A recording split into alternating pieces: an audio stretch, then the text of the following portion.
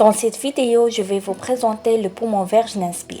Bien plus beau que le jardin Jnanspil à Fès, un parc public si particulier, c'est le poumon vert et le trésor botanique de la ville de Fès. Situé entre l'ancienne Médina et la nouvelle ville, s'étend sur quelques 7 hectares. Ce parc témoigne l'histoire et l'architecture ancienne du Fès.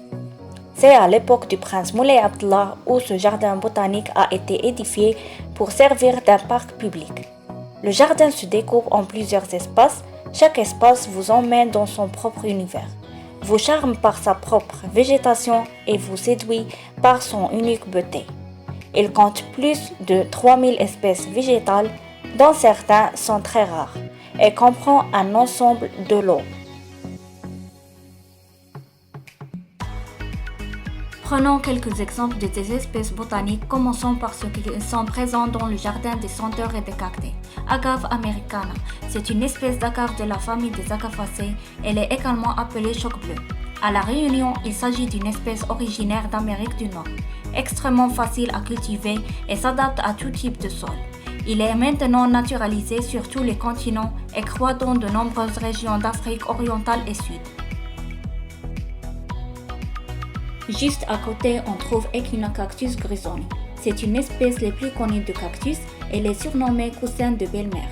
Fait partie du genre Echinocactus, elle est dédiée à Hermann Gruson, cactophile allemand. C'est une plante de culture facile et à croissance relativement rapide. Elle demande une température hivernale minimum de 12 degrés Celsius, bien drainée avec moins d'arrosage en hiver. Toujours dans le jardin des senteurs et des cactés, Espostoia lanata, une espèce du genre Espostoia de la famille des Cactaceae. Son habitat s'étend du sud de l'équateur au nord du Pérou, sur les pentes occidentales des Andes. Il est parfois appelé le vieil homme péruvien, en raison de ses poils blancs qui assurent une protection contre le froid et le gel. Il se présente comme une colonne pouvant atteindre 7 mètres dans la nature, mais seulement 3 mètres en culture. Elle demande un sol fertile et bien drainé. Voici une autre espèce Cotylédon orbiculata, une plante succulente de la famille des Crassulaceae d'origine d'Afrique du Sud. Cette plante préfère un sol sableux ainsi qu'un bon ensoleillement et une température toujours supérieure à 7 degrés Celsius. Ces feuilles contiennent un buffanolide qui est un stéroïde appelé cotylédon toxine qui est toxique.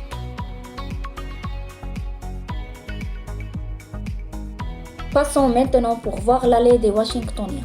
Il est situé au nord du Jnanspil, comprend une espèce appelée Washingtonia robusta, ou le palmier jupon du Mexique.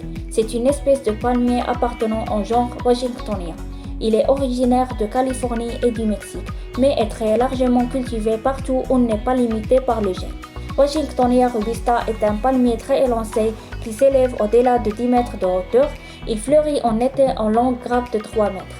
Ses fleurs sont de couleur crème et fructifient en petits fruits bruns consommés et dispersés par les oiseaux. Dans cette allée, on trouve d'autres espèces telles que Ruscus hypophyllum, qui est appelée aussi herbe oolong, fragant très rare à grande cladole et à fleurs multiples, plante des garrigues et zones rocheuses, autochtone en Espagne et au Portugal. Sa période de floraison est de mars à mai.